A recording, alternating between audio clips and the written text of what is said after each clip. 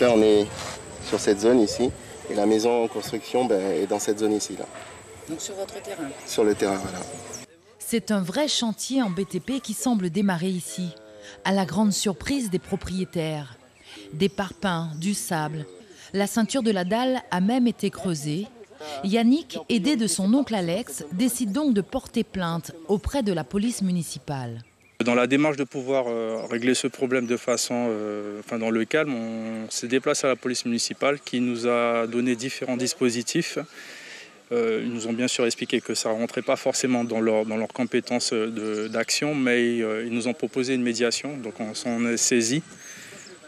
D'abord pour marquer une présence, on va dire, psychologique des lieux. Et apparemment ça a marché, ça a fonctionné. Donc c'est un dispositif qui, à mon sens, peut-être peu de personnes ignorent, mais qui peut aider beaucoup de personnes dans notre cas, en fait. Voilà. Une médiation pour apaiser les tensions, d'autant que les deux familles qui ont acheté les parcelles semblent, selon Alex, de bonne foi. Et il tenait surtout à rappeler aux personnes vulnérables l'importance d'avoir des preuves de leur acquisition pour ne pas se faire escroquer. Là, il a fallu quand même que je discute beaucoup avec les personnes qui ont commencé à construire pour leur dire d'arrêter. Et donc le monsieur, c'est quelqu'un d'assez raisonnable, donc il a compris qu'on l'avait arnaqué, puisqu'il m'a dit qu'il a acheté la parcelle 1 000 €.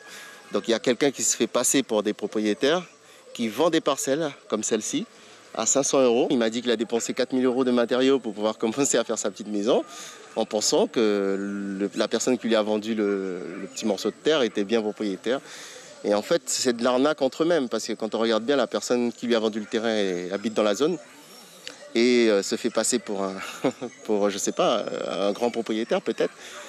Et comme je lui ai dit, mais est-ce qu'il y avait des papiers derrière? Il n'y a pas de papier, il n'y a rien, c'est de l'espèce, quoi, c'est du cash. La médiation a peut-être permis d'éviter que cela ne dégénère, mais Alex regrette tout de même que toutes les autres démarches juridiques soient à sa charge. Là, les policiers, en tout cas, s'ils nous disent qu'on doit nous trouver des avocats, enfin entamer des procédures, mais quelque part, il faut déjà les faire sortir. Et donc là, la police porter plainte, il ne peut faire que de la médiation, donc venir sur place. Et puis, mais quelque part, toute la démarche nous revient et c'est à nous de nous démerder, quoi, en fait. Une histoire qui se termine bien, mais ce n'est pas toujours le cas. Et surtout, ce promoteur immobilier se promène toujours dans la nature à la recherche de nouvelles proies et d'acheteurs crédules.